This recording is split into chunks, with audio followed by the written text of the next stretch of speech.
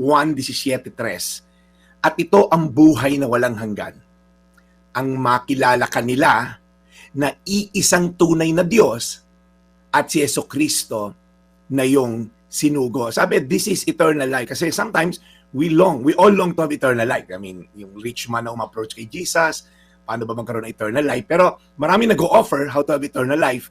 Pero sinasabi po ng verse na to, this is eternal life, that they may know you, yung totoong Diyos. So yung buhay na walang hanggan po, hindi lang sa hinaharap, ito ay nagsisimula dito sa lupa. May relasyon ka ba sa Diyos?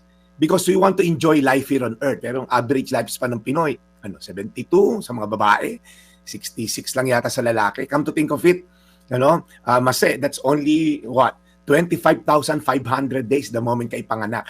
So kung 30 ka na katulad namin, okay? Kung 35 years old ka ngayon, meron ka pa mga 15,000 days. Pero kung katulad kung edad ko, yung totoo na 50, I have only 7,000 days left. Yan po yung realidad ng buhay dito sa lupa. And sadly, ang dami nag-invest dito sa buhay sa lupa, insurance, yung safety, nag-gym, and those are great, alagamit physical mong pangatawan.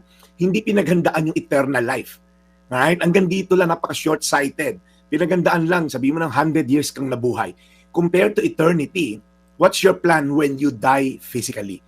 Well, eternal life starts by having a relationship with God, by knowing Him, and the Son, He sent Jesus Christ. Sabi po rito, si Kristo ang tanging daan patungo sa tunay na buhay.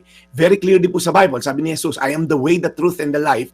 No one goes to the Father in heaven except through me.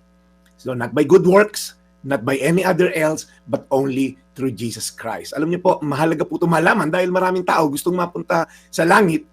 Akala nila all roads lead to heaven. Hindi po. Only one road leads to heaven. And that's the road through Jesus Christ. Kaya po gusto ko encourage kayo ngayon.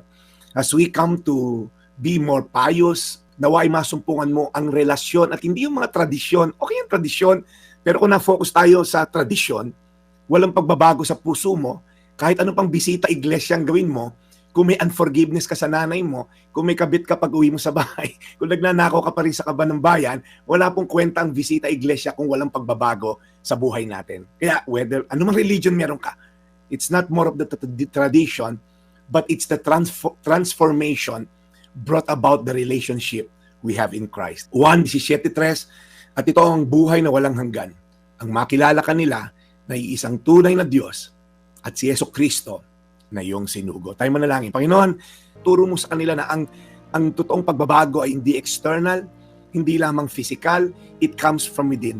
It's an internal transformation that brings external manifestation. So baguhin niyo po ang mga taong panglabas lamang, pakita mo sa kanila na ang relasyon sa iyo magbibigay ng totoong pagbabago, totoong pag-asa.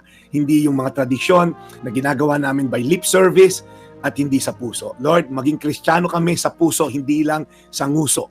Maipakita namin ang tunay na pagbabago, ang pagpapatawad, pagmamahal sa mga taong hindi dapat at hindi karapat-dapat mahalin, ang pagpapakumbaba, ang pagkaroon ng compassion sa kapwa, ang isipin muna ang iba bago ang sarili. Lalo na maraming politiko tatakbo ngayon, marami Lord God mag-show off.